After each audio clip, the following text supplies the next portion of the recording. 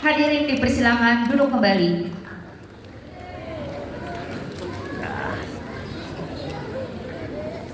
Untuk selanjutnya, pada malam hari ini kita akan sama-sama mendengarkan kata sambutan dari Bapak Jimmy Untoro selaku pendiri dari RAPI dan juga Dewan Pembina RAPI. Untuk itu, tempat dan waktu kami persilakan.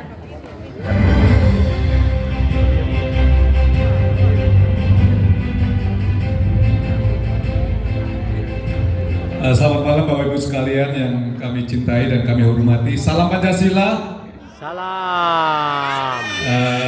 RAPI merupakan relawan pemimpin Indonesia bersama-sama selama setahun ini berkarya dan sekaligus mengantarkan dan bersama-sama mendeklarasikan Pak Prabowo dan Pak Gibran untuk memimpin Indonesia, dan alhamdulillah seluruh rakyat Indonesia masih mempercayai dan memberikan dukungannya kepada Bapak Prabowo dan Mas Gibran untuk memimpin Indonesia 5 tahun dari sekarang. Beri tepuk tangan dong para relawan RAPI, thank you untuk partisipasi Anda. Dan hari ini merupakan hari yang kita tinggalkan kepenatan kita, tapi kita bisa kampanye dengan riang gembira karena malam hari ini kita akan membuat bahwa dari Balai Sarpini inilah kita akan mengantarkan Bang Emil untuk sampai ke Balai Kota. Yang percaya,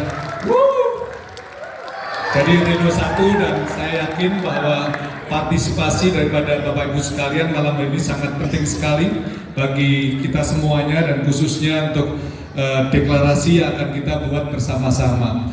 RAPI percaya bahwa deklarasi ini bukan karena ada iming-iming, bukan karena ada imbal-imbal, bukan karena ada kontrak-kontrak tertentu, tapi RAPI Bapak Kang Emil dibiayai secara gotong royong oleh seluruh volunteer yang ada di seluruh Indonesia, dan kali ini khusus untuk DKI bersama-sama gotong royong. Tidak ada bohir, tidak dibiayain oleh 08, tidak dibiayai oleh Pak Hasim, dan tidak dibiayai oleh siapa-siapa.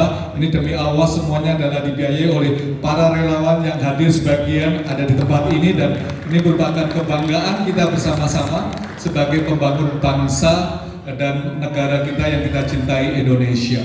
Malam hari ini saya juga ditemani oleh para tokoh-tokoh nasional. Saya mengucapkan selamat datang, saya tidak bisa sebut satu demi satu dalam acara malam hari ini, dan saya akan bersama-sama dengan para narasumber untuk sekaligus mencolek apa sih yang ada dalam pikiran Kang Emil dan Mas Suswono, dan apa yang membuat dia layak untuk kita dukung bersama-sama. Dan saya yakin bahwa malam hari ini talk show dan sekaligus pagelaran dari teman-teman dalam dunia entertainment, Gen Z, dan mungkin ada masih mikir-mikir dan ada masih belum tentu. Dan malam hari ini harapan saya dari tempat Balai Sarbini dengan semua sosial media kita mungkin reach almost 2 million, kita bisa meyakinkan untuk teman-teman di DKI, keluarga kita, untuk kita boleh coblos nomor 1, dan kita akan diskusikan bersama-sama. Yuk beri sambutan untuk Kang Emil pada malam hari ini.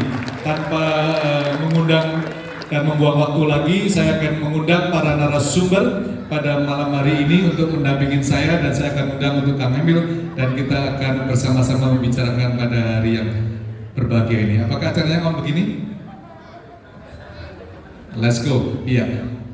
So pada hari ini mari kita beri sambutan yang meriah untuk Kang Emil pada malam hari ini, dan sekaligus untuk bersama-sama dengan para narasumber yang akan bertanya, berbincang-bincang. Lalu kita akan akhiri dengan deklarasi dan fakta integritas yang dibuat bersama-sama, dan kita akan akhiri dengan the best fashion show yang Anda tidak usah bayar, tidak usah ke Paris atau ke Swiss, tapi cukup di Balai Sarbini. Dan saya percaya 5 tahun dari sekarang Jakarta akan menjadi tempat di mana para pagelaran akan digelar untuk kita semuanya. Mari kita welcome Kang Emil bersama-sama di tengah-tengah kita pada hari ini.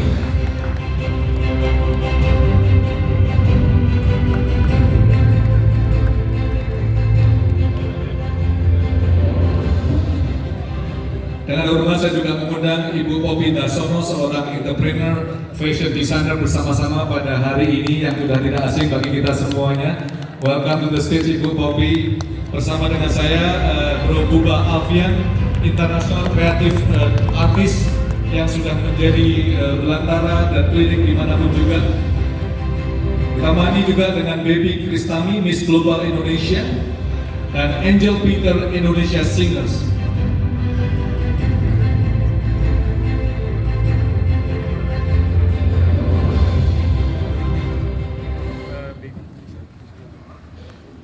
Ya, silakan duduk para narasumber Mbak Tini. Dan malam yang berbahagia ini, Kang Emil ini adalah teman-teman dari lapisan masyarakat, dan mereka akan bertanya langsung nanti setelah Kang Emil memberikan visi misinya, dan kita santai saja nanti kalau ada waktu kita memberikan audiens untuk tanya. Jadi kita ngobrol dari hati ke hati, is all stop, sehingga Anda kalau memilih satu, Anda begitu yakin akan pilihan kita, bukan karena disuruh, bukan oleh karena ikut-ikutan, tapi kita justru punya keyakinan. Untuk itu saya tidak memanjang waktu lagi, saya serahkan ke Kang Emil bisa membicarakan keynote-nya untuk kita semua malam hari ini. Izin berdiri Pak Jimmy. Deta Jimmy Utono yang saya banggakan, para hadirin yang saya hormati, sebagian mesti terjebak macet ya. Ya itulah yang harus diberesin. Hujan dikit macet, banjir, moodnya agak turun dan lain sebagainya. Saya akan menceritakan isi hati saya, perjalanan hidup saya, supaya Bapak Ibu paham ya, kenapa saya sampai berdiri di sini memperjuangkan apa yang saya yakini. Nama saya Muhammad Ridwan Kamil, saya anak kelas menengah. Ayah ibu saya adalah guru, ya, dosen. Kami datang dari keluarga sederhana.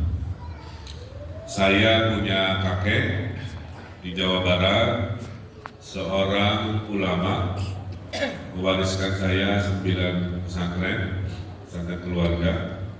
Kakek saya bernama Kiai Haji Muhyiddin, dan kakek saya adalah Panglima Perang ulama, yang pada saat tentara Indonesia belum ada, yang berperang melawan penjajah adalah ulama-ulama, tokoh-tokoh kerajaan, tokoh masyarakat. Dipenjara oleh Belanda 2 kali di Sukamiskin karena memimpin santri-santri berperang melawan penjajah. Anak kedua, berarti kan Pak D saya ya, itu gugur, jenazahnya tidak pernah ditemukan sampai sekarang. Kemudian di zaman Darul Islam, Negara Islam Indonesia, DITI, dalam sejarah kita paham ya, pesantren kakek saya dipaksa untuk gabung mereka. Kakek saya nggak mau, tapi tidak mau berperang karena bahasa kakek saya begini. Kalau dengan orang asing kita harus bertempur sampai berdarah-darah. Tapi kalau dengan bangsa sendiri kita sebaiknya cari islah. Islah itu cari cara tanpa harus berdarah-darah. Apa yang dilakukan kakek saya? Mengungsi, Pak. Ya, menghindari konfrontir dengan DIT.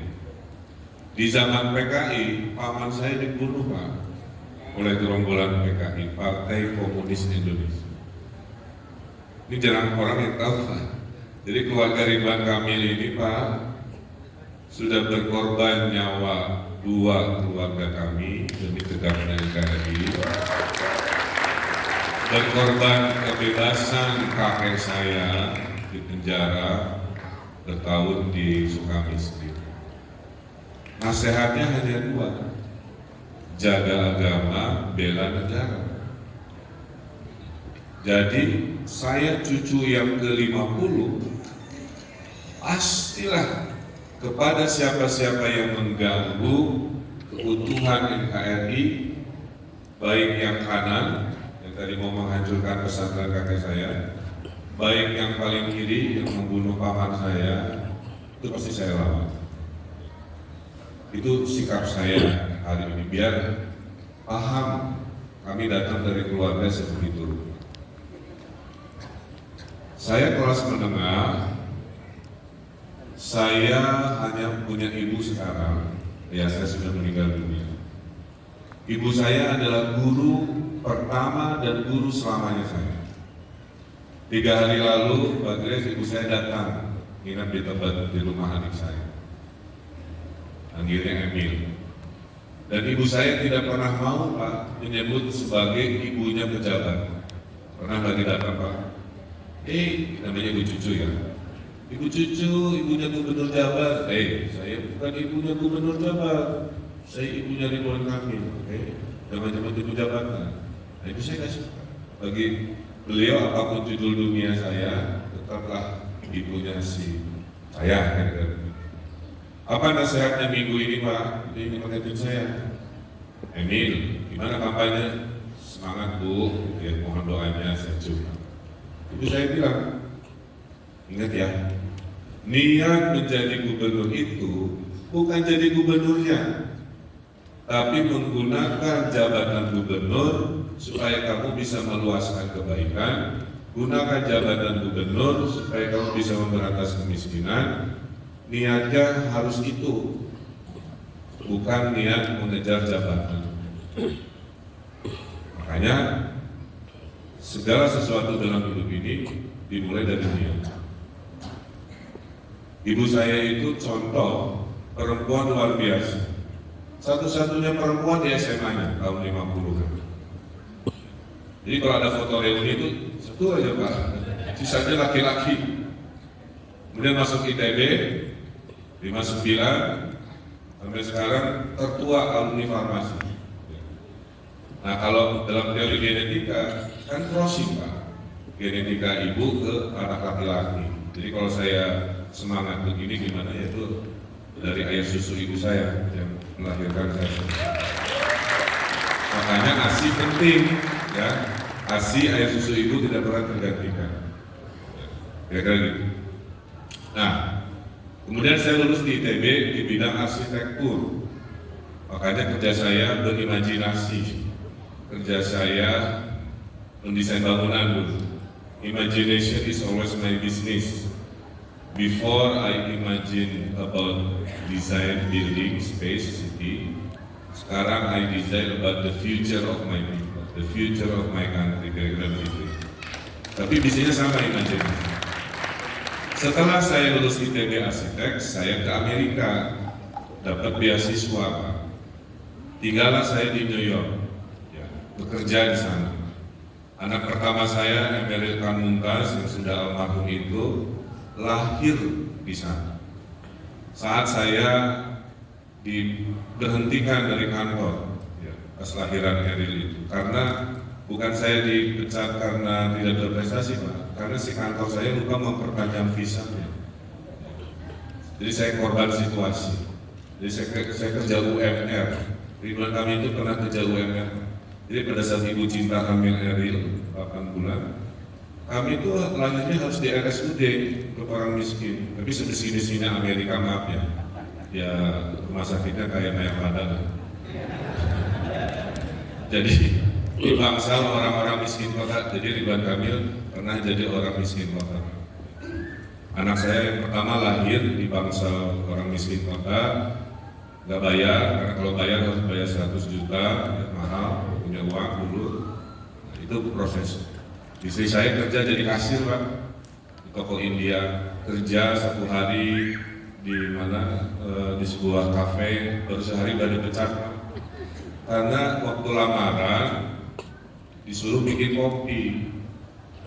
Ternyata Amerika kan frappuccino, cappuccino, americano. Istri saya tahunya kopi tubruk.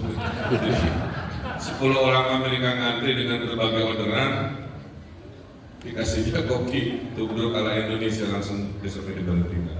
Nah, waktu di Amerika, ini poin saya susah Pak mau sholat Jumat, gak ada masjid, paham ya? Saya sholat di basement. Jadi saya tuh nggak nyaman banget ya, di negeri saya dulu sholat Jumat tuh di mana-mana ada gitu kan, di sana susah. Ya, harus ngontrak, bangun masjid susah. Maka dalam hati saya waktu saya di sana sebagai imigran, saya bilang nggak nyaman ya jadi minoritas.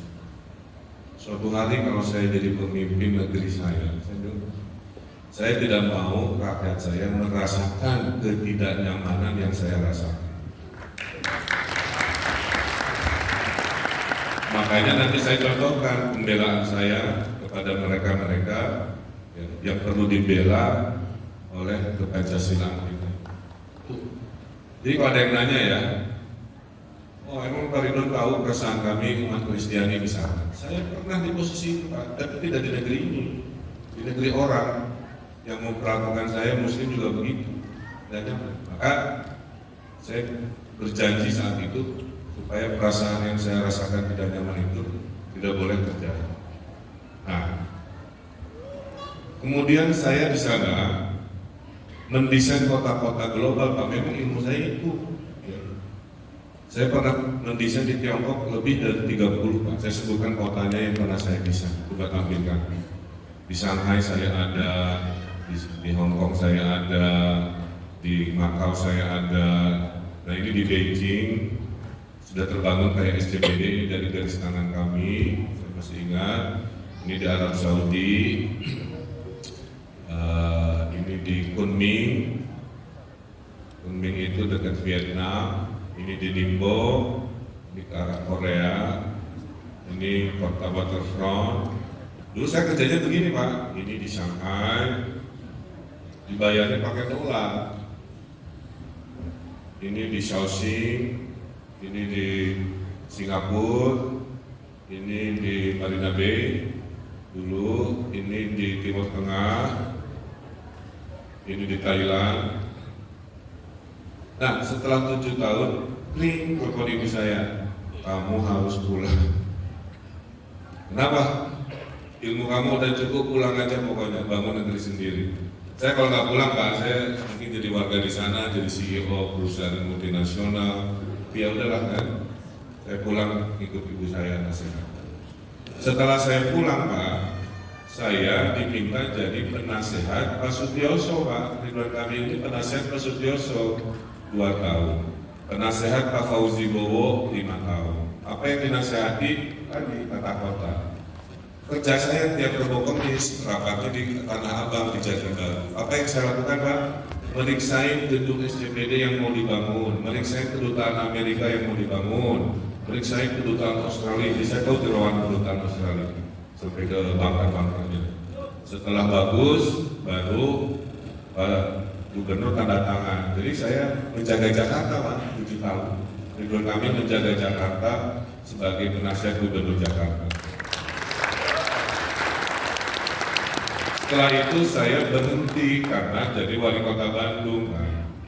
Saya berhenti. Waktu 3 tahun jadi wali kota Bandung, ada godaan. 2016 saya dipanggil ke Vermont ini untuk menunjukkan satu hikmah ya. Kang wali kota Bandung siap-siap maju gubernur Jakarta melawan Pak Ahok. Ini kata partai-partai saya. Survei ada, logistik ada, partai siap. Saya telepon semua orang Pak, ini semua mendukung kecuali ibu saya. Saya telepon tadinya mau bilang yes go silahkan gitu kan. Jawabannya tidak boleh, tidak saya ridhoi, tidak saya izinkan.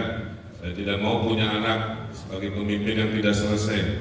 Kamu sumpahnya 5 tahun dari kota kelahiran, beresin dulu urusan takdir Jakarta nanti datang sendiri.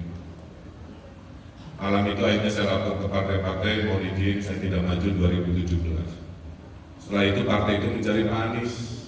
Jadi takdirnya Pak Anies Baswedan itu ada rangkaian takdir orang lain yang menyertai, termasuk pola pikir ibu saya. Poinnya apa? Seorang Ridwan Kamil tidak semerta-merta ada kesempatan kekuasaan, ambil enggak. Ya.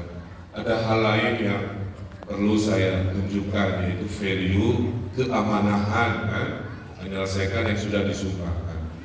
Kira-kira itu. Terjadi pada istri saya, Pak. Istri saya surveinya itu hari ini 60% kalau mau jadi wali kota Bandung. Tapi kata ibu kami, ibu mertuanya, buat apa masa istri wali kota, suami gubernur Jakarta, terus ketemunya kapan? Udah kamu ikut suami aja, betulan terpilih DPR Pak. Jadi istri saya, Ibu Atalia sekarang anggota DPR. Logikanya menurut para ibu kami, kan DPR masih di Senayan. Kalau suaminya di balai kota, ya pagi masih sarapan, malam masih curhatan, kan gitu ya. Jadi masih sarapan. Apa poinnya? Istri saya pun tidak rakus kekuasaan, tidak semua itu kekuasaan di depan mata diambil. Kami punya value juga yang. Nah berikutnya, saya gubernur Jawa Barat Pak, urusan keberagaman lebih sulit Pak, paham ya Pak? Ya, Jawa Barat lebih sulit. Apa yang saya lakukan? Ini yang saya lakukan. Coba tampilkan slide-nya aja, Pak Yukon. Yang ingin saya tampilkan adalah, coba tunjukkan apa aja. Ini adalah wajah saya selama 5 tahun menjaga keberagaman. Dari mulai memperlancar perizinan gereja, dari mulai selalu datang saat Imlek, dari mulai memastikan kondusivitas malam Natal, kewajiban. Kan tadi saya pernah jadi minoritas di Amerika. Saya punya guilty feeling dan nyaman. Saya pastikan mereka harus. Ini belasan tahun gagal izin gereja, akhirnya di zaman kami saya rilis. Kuncinya komunikasi Pak. Pada orang keras itu nggak harus selalu dipukul, tapi dirangkul. Saya golongan. Kepada yang radikal itu saya rangkul bukan itu. Dengan dirangkul karena mereka manusia juga bisa diajak bicara dari hati ke hati. Nah Cap Gomez saya selalu datang. Kebetulan Cap Gomez terbaik di Jawa Barat ada di Kota Bogor. Kalau Cap Gomez terbaik di Indonesia kan adanya di Singkawang. Ini Imlek.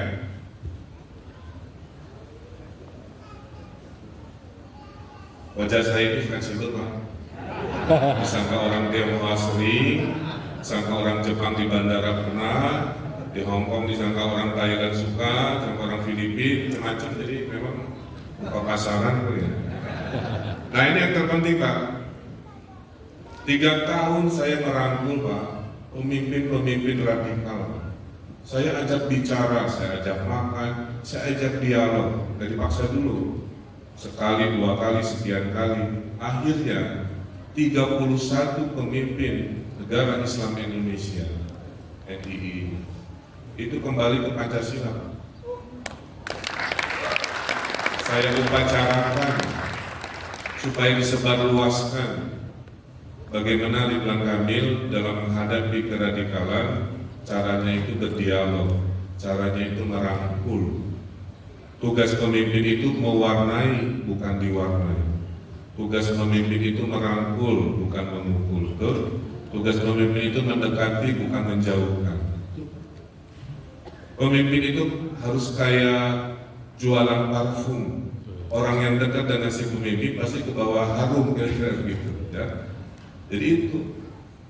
Jadi kalau sekarang ada rame-rame di WA gini itu, orang tuh nggak terlalu paham bahwa kepada semua golongan saya itu merangkul, Pak.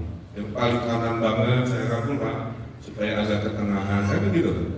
Kepada yang terlalu kiri juga saya rangkul supaya agak ke tengah. Kenapa? Pancasila itu tengah, betul kan? Tidak terlalu kiri komunisme, tidak terlalu kanan Islam radikal, kan gitu. Pancasila itu di tengah-tengah. Dan saya adalah pemimpin Pancasila, pemimpin di tengah. Makanya pasangan 01 Ridho, silahkan cek di KPU, Pak. Itu satu-satunya paslon yang nulis Pancasila 3 kali. Yang nulis pentingnya perempuan 14 kali. Yang nulis stunting 1 kali. Paslon yang naik, Pak, mohon maaf ya, tidak ada satupun kata Pancasila. Padahal katanya, saya nggak nyebut ya, tidak ada kata perempuan sama sekali. Kalau kata perempuan tidak dituliskan berarti nggak masuk ke top of mind. Nah, kita menulis, Pak, 13 kali karena mau bikin sekolah perempuan. Ini, Pak, Bapak Ibu Bu Bobi tolong dibaca. Saya digugat 9 triliun, Pak, gara-gara mau membubarkan organisasi radikal. Untungnya menang, karena kalau kalah nggak punya duit juga. Nah, seresiko ini yang saya ambil sebagai pemimpin saya. Ya, berikut. Ini yang tadi 31 pemimpin radikal saya bicarakan dengan Kabinda di Jawa Barat, saya kira itu cukup. Berikutnya, indeks kerukunan umat beragama naik selama kami memimpin. Tadi kuncinya dialog, ribut-ribut di RW, saya datengin, saya ajak ngobrol, saya bilang, Muslim untuk jalan, Muslim boleh ngaji di rumah, masa Kristiani nggak boleh ngaji di rumah atau kajian di rumah, kan sama. Nah, hal-hal begitu, Pak, butuh dialog, Pak, karena keberagaman ini bukan hanya domainnya pemimpin, kan? Keberagaman ini harus jadi mindset seluruh anak bangsa kita, dan itu butuh waktu. Dan saya ingin di depan mengedukasi. Nah, kira-kira itu ya Bapak Ibu. Jadi saya ingin menandatangani fakta integritas dengan umat Kristiani. Malam ini kita akan tanda tangan fakta integritas aspirasi umat Kristiani. Saya akan bela. Ibarat nih, Muslim ada materi mengaji, ya memang butuh, Pak, Bu, ya, di kalangan Muslim supaya tidak buta huruf Al-Quran, Pak, agama Muslim, kan? Tapi saya juga akan kasih anggaran kepada sekolah minggu, baca Injil, baca Mazmur. Menurut pendeta yang saya dengarkan, silakan. Itu pemimpin adik saya di sana. Saya akan mengumrohkan ke tanah suci, pengurus masjid, tanah sucinya Muslim, Mekah. Tapi saya juga akan kasih dana buat Katolik yang mau ke Vatikan. Kali-kali ketemu Paus kan di Vatikan. Yang Kristen mau ke Yerusalem. Ya, mudah-mudahan perangnya beres ya. Itu, Pak. Jadi saya jangan dipelintir-pelintir ya. Kalau lagi ngomong dengan Islam seolah-olah deklarasi satu agama, kan hoax gitu. Makanya saya sedih hari ini di era digital begini hoax begitu banyak. Padahal kalau saya ngomong dengan Kristiani pendeta, pasti tentang kekristenan yang saya bahas, kan. Bukan berarti saya, kan kamu bisa ngomong keislaman di situ, karena audiensnya pendeta, Kristen, pasti juga Kristen. Kalau sedang dengan di depan ulama-ulama, ya pasti saya ngomong keislaman. Jelas. Di vihara ya saya ngomong tentang Buddha. Jadi mudah-mudahan kita masuk golongan yang jernih seperti itu. Nah, terakhir, ini contoh saya mendesain gereja Pak di IKN. Bapak dan kami kalau mendesain gereja, ya memang karena diminta. Dan saya kan skillnya imajinasi. Saya mendesain masjid di Gaza, Palestina sudah berdiri karena diminta oleh warga Palestina. Namanya Gereja Syekh Azlim. Ini di IKN mendesain gereja, walaupun saya bukan Kristiani, tapi itulah yang disebut pemimpin harus merepresentasikan kepancasilaan, menjaga keberagaman, melindungi semua golongan, mengayomi semua agama, melawan keradikalan dengan caranya yang tidak selalu bisa dipersamakan. Ada kalanya Pak kita memukul, ada kalanya kita merangkul. Jadi metodenya itu tidak harus sama. Makanya saya buktikan 31 sudah kembali ke MKR. Nah Jakarta masuk ke yang terakhir. Jakarta itu kenapa namanya Jakarta Baru Bu Kofi? Kan udah bukan lagi ibu kota. Kita harus meredefinisi baru. Nah saya menawarkan gagasan 3, ekonomi global. Jadi bisnisnya harus internasional, jangan level nasional. Ngantor jangan di Singapura, ngantornya di kita. Maka pusat bisnis ala SCBD mau saya bikin juga di timur, di barat, di utara. Bisnis maritim di sana aja di utara SCBD-nya kan, bisnis maritim. Di barat saya mau bikin kayak Sudirman CBD tapi digital ya. Jadi dibagi-bagi sesuai genre-nya. 2, ekonomi kreatif. Nah, masuk ke sini. Indonesia budayanya terlalu bervariasi, nggak ada lawan. Maka saya ingin Jakarta menjadi kota ekonomi kreatif, jadi kota festival. Udah saya hitung Pak, 1000 festival per tahun kalau bisa hadir, bisa menghasilkan 140.000 lapangan pekerjaan. Pengangguran kita kan 300.000. Dengan kota festival aja, setengahnya bisa nggak nganggur. 3, ekonomi wisata internasional. Apa yang terbaik wisata di Jakarta? Untungnya Ancol Pak. Siapa orang bule yang mau ke Ancol? Nggak banyak, karena kelasnya kelas nasional. Bapak-bapak juga ngaku lah ya, ke Ancol paling berapa kali. 2 juta orang Jakarta pergi Bu tiap weekend. Karena nggak ada pilihan weekend di Jakarta. Uang duit 1 juta udah 2 triliun. Kalikan setahun 100 triliun. Lah kalau saya bikin kulineri walk kayak Pancoran Peak kali 20, kan keren. Di timur, di barat, di selatan, utara saya bikin kawasan ekonomi khusus, ya. Ala-ala Maldives ada di Kepulauan Seribu, dibikin kawasan kayak Sentosa bisa, Universal Studio. Maka jangan dipelintir, oh bangun Disneyland. Maksud saya sekelas Disneyland, bukan bangun Disneyland.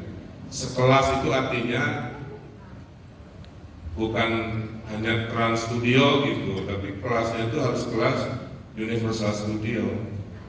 Bukan berarti saya mau bangun Universal Studio, dalam politik suka sepotong-sepotong.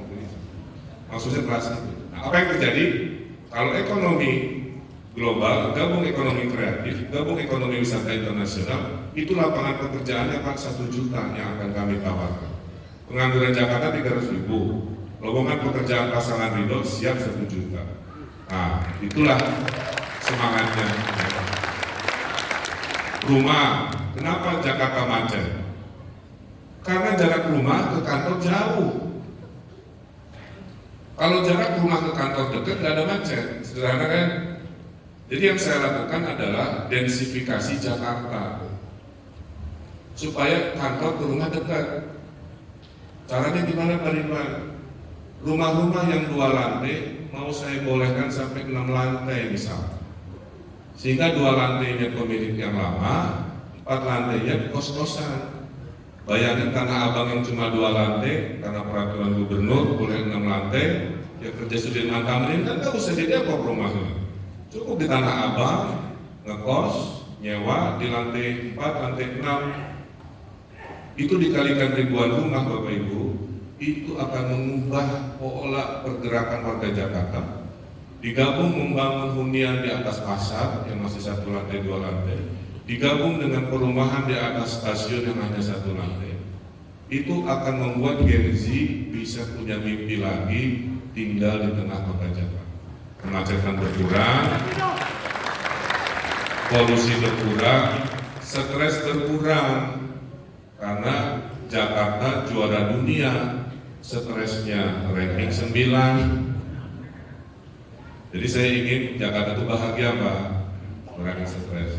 Nah, mungkin nanti dalam diskusi kita bahas lebih lanjut, tapi intinya urusan banjir diurus Pak dengan 3 solusi: utara Giant Seawall dan mangrove, tengah sumur resapan biopori dan normalisasi naturalisasi, selatan banjir kita bikin waduk, kita beli lahan di Bogor, diaduk-aduk dijadikan bendungan kan begitu ya.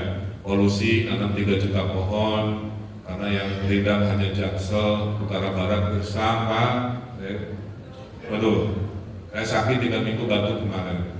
Pohon itu kan makanannya CO2, CO2 itu kan polusi. Nah, kalau nggak ada pohon, itu asap-asap di utara barat siapa yang makan? Makanya yang paling adalah tanam pohon.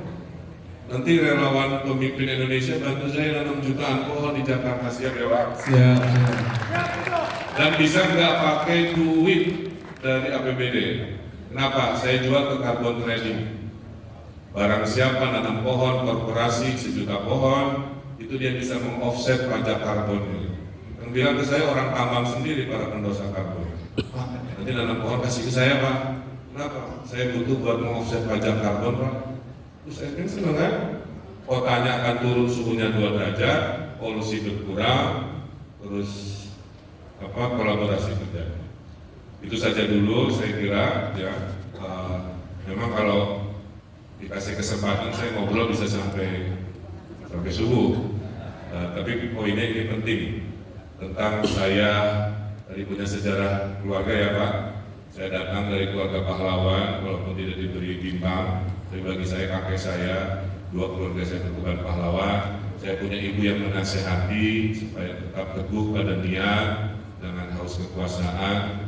Saya orang yang diaspora kembali pulang dan saya bertakdir ngurusi masyarakat saat Covid. Saya hanya mohon diizinkan oleh takdir, oleh Bapak Ibu, kalau saya diberikan izin, saya ingin membawa Jakarta sekelas kota-kota yang pernah saya desain di luar negeri. Terima kasih. Kurang lebihnya mohon maaf. Makan gado-gado dan makan kue putu. Ke pasar baru membeli baju.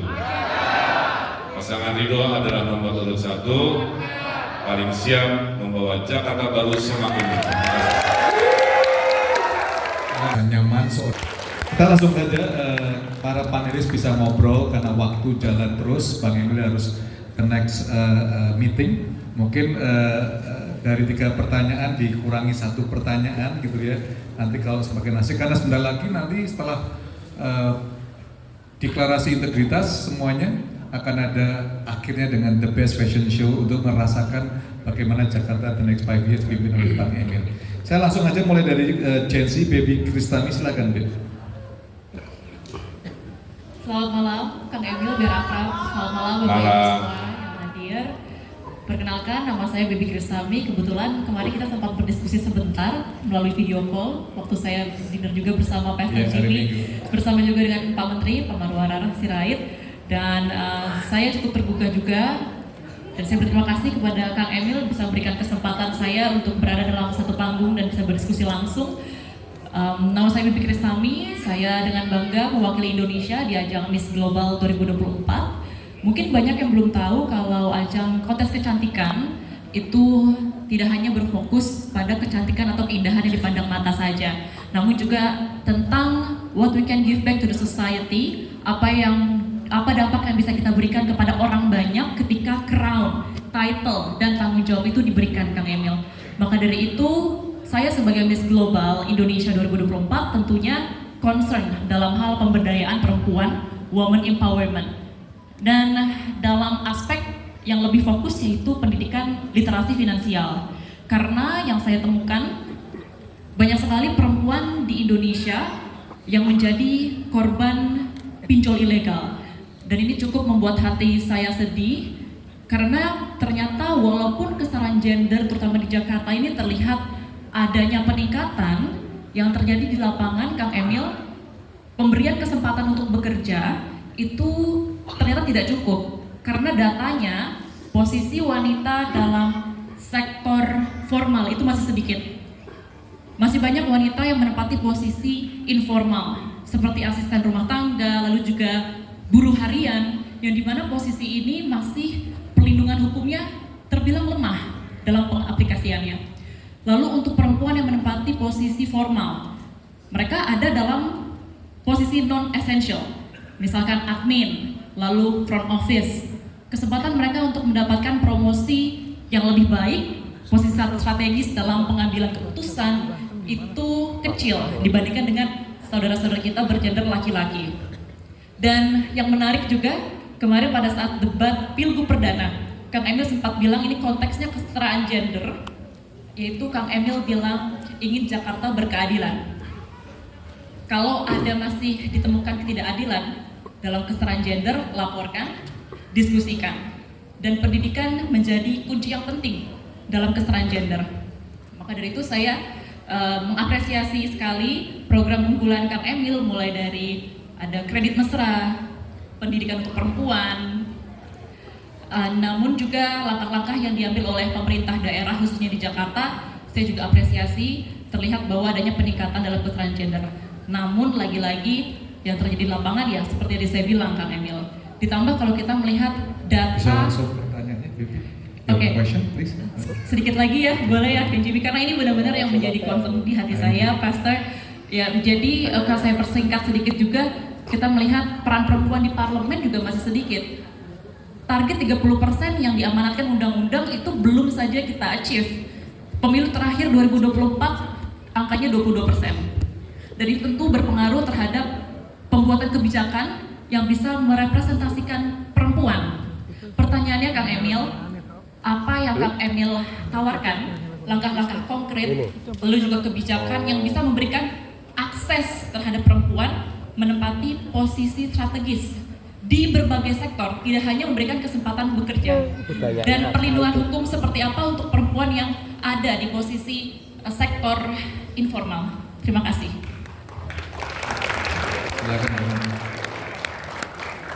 Ciri orang pintar ngomongnya semangat gitu ya.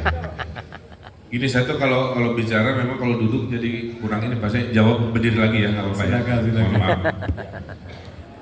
Bapak Ibu, apa tujuan berbangsa bernegara? Cuman 2 kata, coba apa? Bukan naik turun. Adil makmur. Setuju ya? Jadi semua perdebatan kita Pak, milih pemimpin, demo-demo, benar, curhat-curhat, bermuara cuma ke situ. Merasa tidak adil demo, merasa tidak adil diskusi, debat apa, mencari adil, kan? Adil itu relatif soalnya Pak. Kayak kita di pengadilan, yang menang bilang adil, yang kalah bilang tidak adil, jadi susah. Tiap November saya di demo buruh, urusan upah, udah saya putusin pakai profesor dari berbagai universitas, X rupiah tetap aja. Kata buruh terlalu kecil di demo, kata pengusaha terlalu besar digugat ke pengadilan. Adil itu susah, tapi harus diperjuangkan, kan begitu. Kota Jakarta mewakili kota-kota dunia Pak, hanya aman buat lelaki dewasa. Kita lelaki dewasa ya Pak, Bapak jalan jam 1 jam 2 ya aman. Perempuan nggak bisa, pasti akut kan. Jadi kota ini belum nyaman, aman buat perempuan, buat lansia, saya nggak bisa nunjuk mana lansia, buat anak-anak apalagi, sedih Pak. Maaf ya, saya dicurhatin ibu-ibu di PIK, Pak kalau boleh banyak taman hijau, supaya saya nggak mainnya ke mall kan. Kalau dia bilang mainnya ke mall, dia punya uang untuk alternatif ruang terbuka hijau yang hilang, mainnya ke mall, tapi kan bosen Pak. Lah di Tambora curhat juga ibu-ibu, Pak kalau jadi gubernur banyakin tempat main kampung saya ya Pak, lihat anak-anak mainnya di aspal. 2 ibu dari strata ekonomi yang berbeda curhatnya sama. Anak ibu yang lagi di pangku itu tuh, kalau kita tidak ada perubahan, dia mainnya di mall, selalu indoor, dan itu tidak sehat. Nah maka sebagai gubernur saya ingin memperjuangkan yang hilang-hilang ketidakadilan itu menjadi adil. 1. Kalau pertanyaannya kesempatan kerja, saya sudah buktikan Pak. Waktu saya Gubernur Jawa Barat Bu Popi, ketika ada seleksi kepala dinas nilainya sama, Tapi yang satu perempuan, satu laki-laki, saya pilih perempuan. Karena prosentasenya masih kecil. Paham ya? Kebetulan nilainya mirip-mirip gitu, tapi gendernya beda. Makanya saya berhasil ngejar 30%, Mbak Grace. Dinas-dinas di Jawa Barat di zaman saya, kepala dinasnya banyak perempuan. Satu. Kedua, ibu rumah tangga saya bikin sekolah, Pak, namanya Sekoper Cinta. Sekolah Perempuan Raih Impian dan Cita-Cita.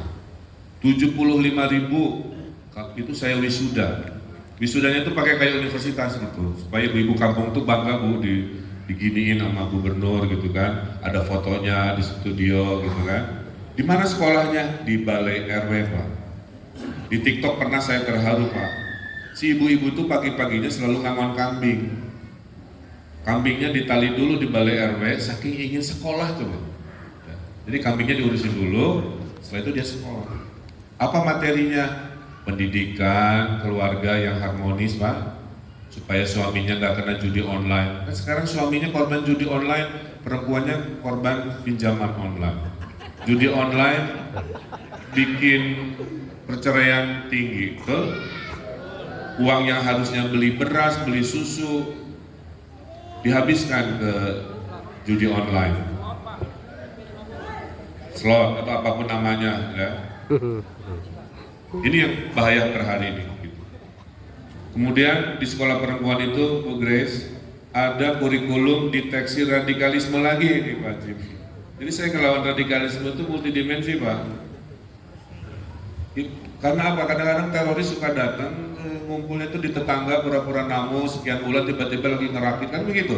Saya latih ibu-ibu mama itu supaya paham kalau ada tetangga mencurigakan jarang gaul, terus gini tolong laporkan. Saya gitu loh deteksi. Saya bikin kurikulum anti radikalisme pertama di Indonesia, kalau boleh ditampilkan, itu di Jawa Barat. Supaya anak-anak SMA generasi kita bisa dilatih bagaimana kita mahalnya menjaga keberagaman. Nah, poin saya adalah yes, saya akan dukung cita-citanya di lapangan pekerjaan formal, prioritas perempuan ini harus ditinggikan. Sudah saya buktikan kalau saya nanti jadi gubernur pemilihan kepala dinas nih, kabinet saya, ya saya pasti kejar angka 30%. Tolong tagih ya. Syaratnya jangan jomplang ya, maaf ya. Jomplang tuh gini, demi ngejar 30%, orang tidak berkapasitas saya paksa jadi pemimpin saya nggak bisa. Tapi kalau beda-beda tipis gitu ya, pasti saya pilih perempuan. Yang kedua, di parlemen saya pernah menginisiasi sekolah politik perempuan. Nah, aktivisnya itu istri saya Pak. Istri saya itu contoh bagaimana saya memperlakukan perempuan. Istri saya izinkan S2, S3, lulus, anggota DPR gitu ya. Bukan berarti minta izin ala-ala karyawan, bukan, ini hanya bahasa saja. Bahwa dalam agama kami memang suami itu kan imam. Artinya istri minta restu gitu kira ya. Bukan hierarkis, kita setara. Cuman ada kata titik gitu untuk minta izin. Itu termasuk saya yang dorong Pak jadi anggota DPR. Kan manggilnya AA ya saya. AA saya kan gak ada pengalaman. Tenang, saya bilang, saya bersamai. Ini loh kampanye, ini loh bikin baliho, ini loh kalau pidato. Itu dibimbing Pak. Sampai akhirnya terpilih suara terbesar anggota DPR dari Jawa Barat, salah satunya istri saya. Nah, terus ada konsekuensi. Nah kalau saya DPR, nanti ibu PKK-nya gimana? Saya bilang, saya wakafkan istri saya buat DPR, buat ngurusi kebetulan Komisi 8 perempuan anak sesuai minatnya. Biar saya mah survive sendiri aja nanti jadi gubernur DKI ya. Aman. Itu datang, Bapak Ibu, saya kasih tahu rumusnya. Itu datang dari nasihat ibu saya. Ibu saya bilang begini, kamu harus memperlakukan perempuan, ulangi ya, kamu harus memperlakukan perempuan seperti kamu memperlakukan menghormati saya. Lihatlah semua perempuan seperti kamu melihat saya. Makanya Pak, kalau saya belusukan Pak di kampung-kampung, kalau lihat nenek-nenek itu saya pasti patah ini emosinya, pasti saya peluk, saya bungkuk, saya cium tangannya, karena saya memvisualkan itu kayak ibu saya sendiri. Nah itulah komitmennya ya, kota yang aman buat perempuan, kuota karir buat perempuan, selama prosentasenya belum nyampe 5 tahun ke depan, saya berkomitmen meningkatkan prosentase keadilan gender di Kota Jakarta. Ya, Ibu Teguh. Langsung dengan Ibu Poppy Darsono, silakan Ibu. Terima kasih Kang Emil. Jadi saya merepresentasikan dua asosiasi, APPMI, Asosiasi Perancang Pengusaha Muda Indonesia, yang anggotanya di 21 provinsi dan kurang lebih 400 desainer. Terus kemudian satu lagi APGAI, Asosiasi Pemasok Garment dan Aksesoris Indonesia, yang anggotanya kira-kira 80 pabrik dan 200 brand yang ada di Indonesia, dan masing-masing udah kurang lebih 30 tahun. Saya hanya ingin menceritakan juga bahwa industri fashion itu memiliki potensi yang sangat besar, karena data lama itu kira-kira 2 juta orang yang bekerja di industri fashionnya. Mengapa begitu banyak? Karena kita bisa lihat industri fashion kalau kita memulai dari hulunya, itu satu, penanaman kapas, berarti ada pertanian kapas yang juga bisa memberikan ketenaga kerjaan. Kemudian setelah itu menjadi spinning, ya, industri spinning itu terus komoditi yang lain. Dari spinning menjadi benang, ya, itu juga industri yang lain. Kemudian dari benang menjadi tenun, ya, tenun yang masih tradisional, ada tenun gendong yang kemudian menjadi ikat dan lain-lain, dan kemudian ada industri besar yang kita sebutkannya untuk membuat jas atau segala macam. Dan kita sempat industri tekstil kita menjadi salah satu yang terbesar untuk supply ke dunia. Industri fashion kita masih belum, tetapi karena umumnya masih home industry, ya. Tetapi itu sangat penting karena dia bergerak di bidang di area UMKM, yang mana tentu dimanapun di dunia UMKM itu harus disupport oleh pemerintah. Kemudian setelah tenun dan tekstil ada garment industry. Garment industry itu ada fashion industry yang kita, kemudian juga ada garment yang besar yang ekspor segala macam. APGAI itu masuk ke garment. APPMI itu dressing industry. APPMI itu masuk ke home industry rata-rata, desainer yang harus support oleh pemerintah. Kemudian setelah garment masuk lagi ke pameran, ke fashion show. Nah, pameran dan fashion show ini menjadi sangat penting karena apalagi selama pandemi itu semua stop, ya, jadi tidak bisa bergerak selama 3 tahun. Sehingga pameran seperti Indonesia Fashion Week itu menjadi platform buat mereka untuk ajang jualan. Apalagi setelah pandemik ini, pemerintah saya menganggap masih kurang bisa mengontrol impor, ya.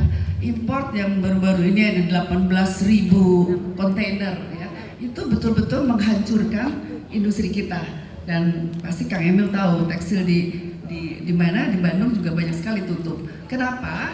Karena ketika import masuk begitu murah dan dan karena Indonesia sedang susah, sehingga rakyat mencari barang murah. Tetapi dampaknya industri garment itu tidak bisa jualan lagi. Kemudian dampaknya lagi tidak membeli tekstil. Nah, sehingga ajang pameran seperti Indonesia Fashion Week itu menjadi tempat jualannya mereka. Kita Indonesia Fashion Week itu kira-kira bisa 400 sampai 500 exhibitors yang datang dari seluruh Indonesia. Ada fashion show yang mungkin sekitar 300 desainer, ya, ada sehari 5 kali fashion show kali 5 hari bisa 25. Dan itu betul-betul menjadi ajang yang ditunggu oleh 21 provinsi yang bisa memperagakan itu. Nah, tadi Kang Emil bilang bahwa Jakarta harus menjadi tempat festival. Ya. Indonesia Fashion Week itu sudah mau masuk ke tahun 13, kita continue terus diadakan. Nah, harapannya saya, tentu ketika Kang Emil nanti menjadi gubernur, harus membuat Indonesia Fashion Week menjadi lebih besar lagi. Karena selama 5 tahun belakangan itu ego sektoral dari setiap kementerian membuat sendiri. Nah, Kementerian Perdagangan bikin, Kadin bikin, industri bikin, semua bikin, BI bikin. Ya. Saya pikir loh, kok BI kan harusnya ngurusin makro, Oh, ini ngurusin UKM, ngurusin Young Designer Competition, dan menurut saya yang nggak patut, justru mereka harus mensupport kita. Ya, jadi asosiasi tidak boleh menjadi saingan dari kementerian. Kementerian menentukan budget, dia sebagai regulator dan juga sebagai eksekutor, sehingga asosiasi menjadi kompetitor mereka. Nah, harapannya saya minimal Jakarta harus merangkul event-event yang sudah jadi diperbesar. Dana yang banyak disatukan, buat kita tidak apa-apa itu menjadi program pemerintah atau kita sebagai asosiasi, it's okay. Yang penting event ini bisa menjadi lebih besar dan bisa mengglobal. Ya, setiap kali fashion show mungkin ada 20-25 ambasador datang, dan selalu beberapa kedutaan mensupport desainernya untuk datang ke Indonesia. Berarti kita udah dilihat oleh internasional, ya. Dan dengan Asia Pacific growth-nya yang ada di Asia, karena Amerika decline, Europe decline, Asia Pasifik menjadi tumpuan. Nah, disinilah dibutuhkan peran pemerintah dan kita asosiasi dan masyarakat untuk memperbesar ini. Nah, harapan saya apa yang akan Kang Emil lakukan ketika menjadi gubernur, ya, dan konkretnya terhadap perkembangan dunia fashion dan khususnya Indonesia Fashion Week. Itu aja. Ya, terima kasih Bu Bobi. Tadi saya udah bilang ya Pak, 3 strategi ya, kota bisnis global, kota ekonomi kreatif, di mana di dalamnya ada fashion, ya, dan bentuknya diekspresikan dengan banyak festival. Festival itu hanya istilah Pak, namanya Indonesia Fashion Week itu festival juga ya, kira-kira masuk koridor itu. Kemudian wisata internasional. Bapak Ibu, Jakarta itu kadang-kadang mirip Singapura, betul nggak? Tidak punya natural destination secara umum ya. Apa yang dilakukan Singapura, dia bikin namanya man-made economy Pak. Ekonomi event, bikin Formula One yang ngebutnya di dalam kota kan begitu ya. Konsernya Taylor Swift modalnya hanya 100 miliar, cuannya 4 triliun. Itu duit orang Indonesia lagi mayoritas. Beli tiket ke Singapura, gitu kan? Nginep di hotelnya, pasti lapar kan? Makan di sana, terus kan pasti ada oleh-oleh, belanja di sana, di total merayu Taylor Swift 4 malam, kita dapat 3 malam itu ya. Itu cuan masuk ke negerinya 4 triliun dari satu urusan. Maka itulah kenapa saya bercita-cita ya, kalau kita sepakat ekonomi kreatif, ada musik, ada fashion ini, kelasnya juga nggak hanya kelas nasional Bu, betul ya. Sudah saatnya kita berani bikin festival film agak internasional, bikin fashion week juga mulai desainer internasional mungkin berinteraksi, musik kan ada apa lagi ya. Cuman kan mayoritas venue-nya Pak. Venue-nya itu rata-rata ngambil lapangan bola. Makanya saya suka sedih, Persija ya. Itu kalau lagi jadi tuan rumah, itu mainnya di Bogor. Benar nggak Mas saya? Kan harusnya di Jakarta. Itu home-nya itu Pak di Pakansari di Bogor. Kemarin dicek lawan Madura contoh ya. Oh, rumputnya lagi dibenerin habis konser Bruno Mars. Nggak masalah, cuman kan sedih aja yang harusnya jadi rumah sepak bola karena harus berbagi dengan yang lain-lain akhirnya jadi dinamika. Berarti kan jawabannya adalah kita bikin aja stadion khusus untuk konser seperti Singapura. Ya, jangan dicampur-campur dengan sepak bola. Maka kita akan pede. Jadi nggak ada lagi istilah penyanyi Dua Lipa batal konser di Jakarta. Nah, dikalikan tadi 1000-an konser, triliunan uang masuk ke 140 sudah dihitung 1000 lapangan pekerjaan. Jadi Bu, komitmen saya adalah setengah ide membangun Jakarta itu adalah setengah idenya warga. Setengah membangun ide Jakarta dari pemimpin. Jadi jangan menganggap membangun Jakarta semua ide dari pemimpin, enggak. Bu Popi punya ide, Bu Popi warga kami. Maunya Bu Popi harus saya perjuangkan, dikombinasi dengan yang saya akan lakukan. Jadi komitmen saya Bu Popi, semua yang dimaui tadi termasuk kok BI bikin ini bikin, jadi akhirnya terdistraksi. Nanti saya bantu benerin. Bu Popi dan teman-teman tolong bersamai saya nanti dalam membuat gagasan-gagasan 5 tahun kan. Insya Allah saya juga datang dari ekonomi kreatif, kan saya arsitek Bu. Otak kanan saya lebih gede sendiri dibanding otak kiri. Jadi intuitif, kreatif, inovatifnya memang impulsif kan gitu ya. Pasti saya ada di sana. Kebetulan saya juga ikut mendesain juga Bu. Saya mendesain celana jeans, saya mendesain sepatu. Kenapa? Saya lakukan waktu Covid Pak. Jadi waktu Covid, waktu terpuruk Bu, saya lakukan 3 hal Pak. Mempromosikan UMKM di IG story saya 2 produk per hari. Kan follower saya 20 juta, lumayan lah ya. Itu banyak yang sukses. 1. 2, mempersilahkan nama saya dipakai UMKM Pak, asal minta izin. Jadi titik-titik Ridwan Kamil. Jadi jangan kaget Pak, di Jawa Barat dulu ada toko galon air Ridwan Kamil. Ada tukang cukur rambut Kang Emil. Ya. Jadi saya bilang yang nggak boleh karaoke nggak boleh, saya bilang ya gitu-gitu. Pokoknya yang UMKM boleh pakai nama saya. Yang ketiga Bu Popi, saya menawarkan skill mendesain saya. Jadi ada 12 brand, dari tas, sepatu, helm, jaket, apa itu saya desainkan. Nah itu, ini karya saya, batiknya karya saya, jaketnya karya saya. Tapi brandnya UMKM, biar mereka yang sejahtera. Saya hanya jadi alat Tuhan untuk mensejahterakan lewat kepemimpinan gitu ya. Itu salah satu. Ya, terserah Bu Popi, saya mau gini. Saya ini alat Pak, jadi tolong diperalat, ya, untuk kebaikan. Oke. Saya pemimpin itu alat, jadi tolong diperalat. Bu, ingin sukses, ya peralat saya, anggaran kayak, lobby kayak, apa kebijakan itu pasti saya akan. Ini apa? Oh itu tas saya yang saya desain juga, ada cutlery buat makan minum, macam-macam Bu. Saya ada 20-an produk yang saya desain buat UMKM. Pasti yang saya lakukan sama ke Jakarta juga. Yang penting kan laku ya.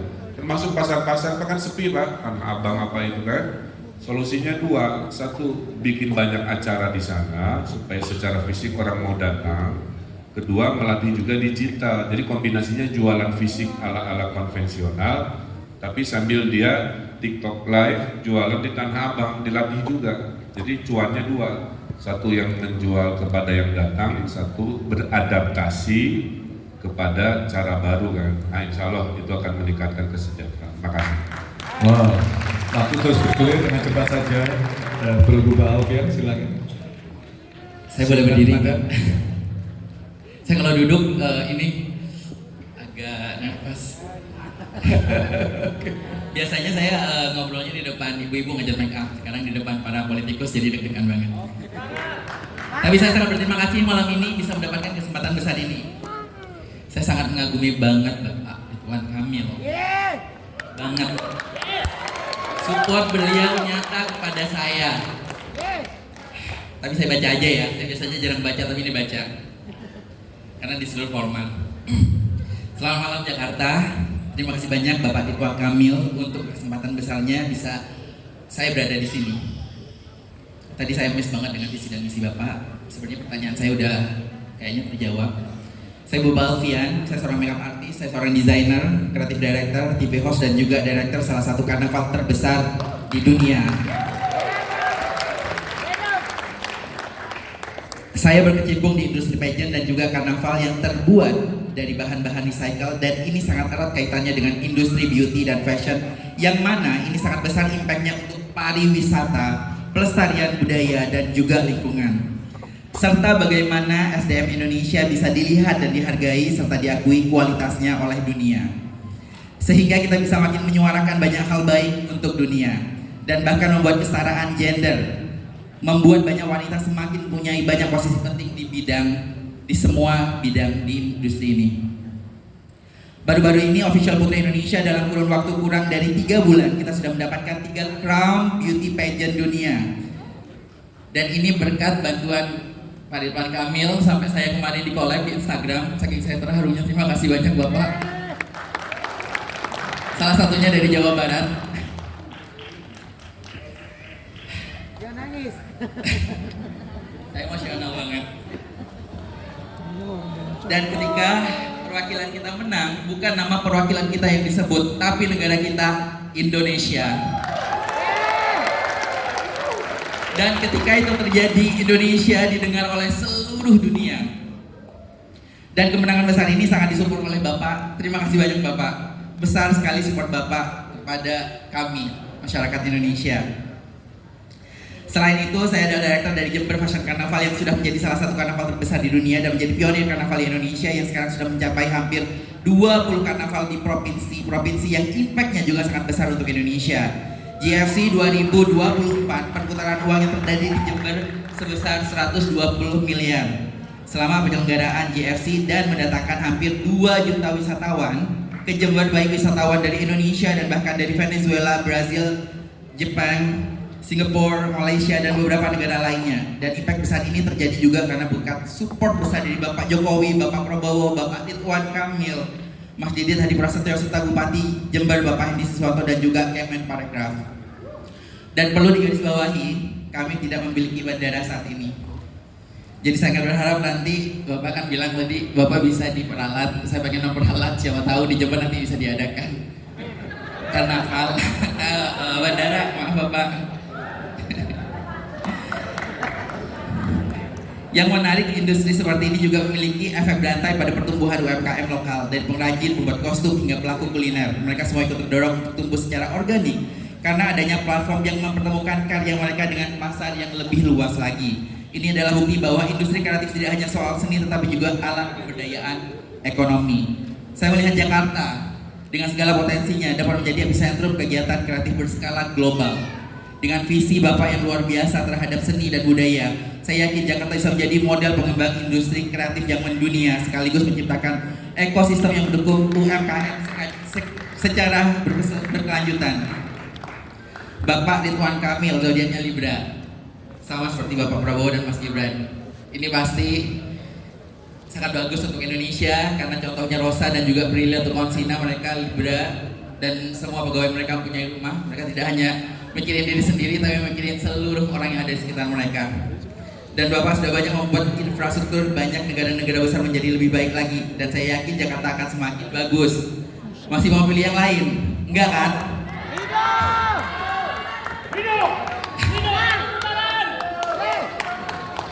Kemarin saya sempat ke New York Fashion Week dan juga Paris Fashion Week. Indonesia mulai sangat dihargai. Bahkan ketika saya di Paris Fashion Week, saya pengen duduk di pinggir karena saya minder. Tapi mereka langsung bilang Indonesia negara besar, buah harus di center. Bersebelahan dengan Camila Cabello, Cara Delevingne, Kendall Jenner, Aishwarya Rai.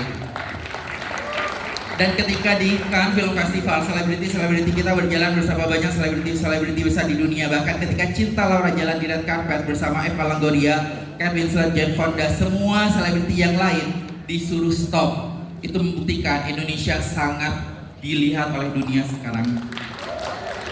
Bapak dan masyarakat Jakarta dan juga Indonesia, saya pengen banget Pak Ridwan Kamil menang. Ini saya nggak diiniin tapi ini dari hati, lubuk hati saya terdalam. Saya pengen Jakarta menjadi kota pusat dunia seperti New York, Paris, Milan, dan saya ingin masyarakat Jakarta dan Indonesia semakin sejahtera. Karena hanya Bapak yang bisa melakukan hal tersebut.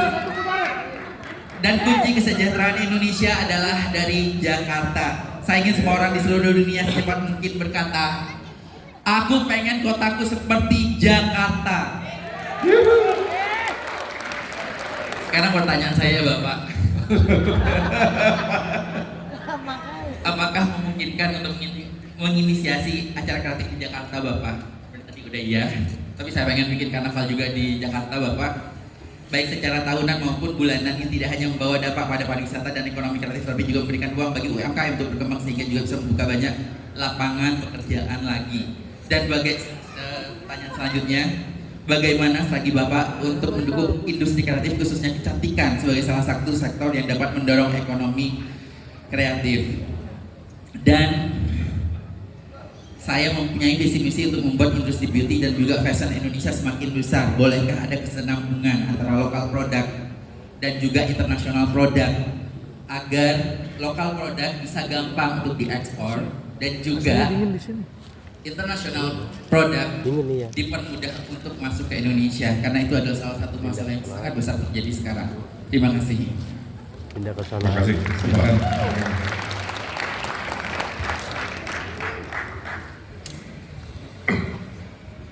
Bayangkan, kita bayangkan dulu ya. Bayangkan malam ini adalah malam Senin. Sekarang malam apa ya? Rabu. Udah lupa hari Bu, Sabtu Minggu. Hah? Malam Rabu. Selasa malam ya. Bayangkan ini hari Minggu jam 9, oke? Ketika kita berimajinasi ya, saya sedang gubernur. Bubaran dari Balai Sarbini, kita keluar itu dari Semanggi sampai ujung jalan ke sana Pak, ke arah selatan, itu sedang Car Free Night. Baik ya. Sedang ditutup karena ada festival setiap bulan yang diselenggarakan. Jadi kalau Car Free Day itu nutup jalan pagi hari buat olahraga, kalau Car Free Night itu gagasan kami agar warga Jakarta bisa bergembira, bisa mendapatkan hiburan dengan festival keberagaman yang ingin ditampilkan. Ah ini kita malam Senin kita nanti begini, Sudirman Tamrin. Keren nggak? Keren banget.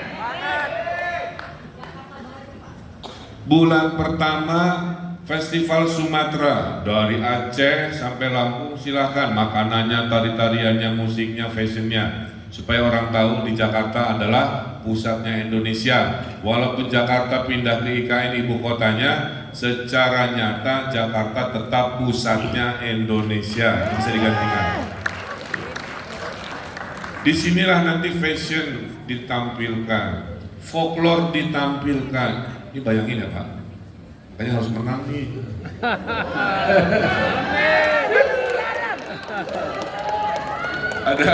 Ada karya Bu Popi di situ, ada fashion show, Bubah lagi nge-make upin putri-putri Indonesia karena ini. Nah, bedanya kembali lagi harus adil, betul? Maka yang Sudirman Tamrin wajah globalnya, saya akan bikin yang sama di 44 kecamatan. Supaya orang Koja nggak usah ke Sudirman Tamrin, cukup begini jadi Koja. Supaya orang Tambora nggak usah ke Sudirman Tamrin, cukuplah di Tambora bikin festival sesuai dengan kearifan lokalnya. Dalam satu kali dalam setahun kita festivalnya internasional Bu. Saya undang duta besar Inggris, saya kasih spot ke Inggris-Inggrisan silahkan. Nanti di sudut sini dekat GBK saya kasih spot buat ke Jepang-Jepangan. Di sini Korea terus-terus menunjukkan bahwa Jakarta adalah kota global, kota internasional. Festivalnya sekali dalam setahun itu internasional Pak. Itu marwah kita bahwa kita kelasnya internasional. Isinya sama, ada fashion show, ada kuliner, ada panggung. Dalam imajinasi saya ada 5 panggung, termasuk lansia. Saya titip, saya bilang ke tim saya kalau saya jadi ada satu area nggak boleh ada yang masuk kecuali lansia. Ya. Nanti lansia ya dengan sesama lansia aja Pak, gitu ya. Bayang nggak akan diganggu anak muda Pak, Bapak dengan mantan Bapak yang tahun berapa gitu ya. Kita mulai CLBK, cinta lama bubar kembali. Itu komitmen saya, mengangkat Jakarta dari sisi festival, musiknya, fashionnya dalam rutinitas kelas dunia di Sudirman Tamrin, kelas lokalnya di 44 kecamatan. Siapa panitianya? Anak-anak kampung Pak kalau di kecamatan, supaya mereka sibuk rapat sehingga lupa tawuran. Karena tiap minggu rapat oleh si Pak Camatnya, ya, sehingga mereka sekarang banyak tawuran kan karena bengong, itu kesenggol bacok, kan? Gitu. Tapi karena lama sering rapat mau pasar malam apa kan mereka sibuk. Mendingan jatuh cinta daripada jatuh di aspal kan? Itu poin saya. Karena masalah Jakarta, mohon maaf ya Bu, itu ketimpangannya, aduh maaf, jomplangnya itu terlalu jauh. Yang kaya terlalu kaya, maaf ya. Kalau di luar Jakarta ketimpangan nggak terlalu tinggi Pak. Kalau Jakarta itu ya tinggi banget. Sehingga saya akan banyak fokus ngurusin orang miskin lah ya. Nah, jadi itu kira-kira, paham ya? Jadi terakhir, apapun yang Ubah mau, kan tadi teorinya, membangun Jakarta setengahnya ide masyarakat, setengahnya ide kita, digabung, itulah the future of Jakarta. Iya, thank you Bang. Last one, quickly aja, Angel Peter. Selamat malam Bapak Ridwan Kamil, selamat malam Bapak Jimmy, selamat malam semuanya. Saya rasa pertanyaan yang saya ingin sampaikan sama Bapak malam hari ini sudah terjawab semua. Tapi berhubung saya dari bidang musik Pak, jadi saya mungkin ingin lebih fokus dalam musik gitu. Tadi Bapak udah sempat mention ada festival, panggung. Tapi saya sebenarnya pengen tahu Bapak ada strategi khusus nggak sih untuk memberikan lebih banyak ruang kreatif khususnya bagi musisi? Karena saya sebagai penyanyi, saya bertemu dengan banyak sekali musisi-musisi yang sangat bertalenta.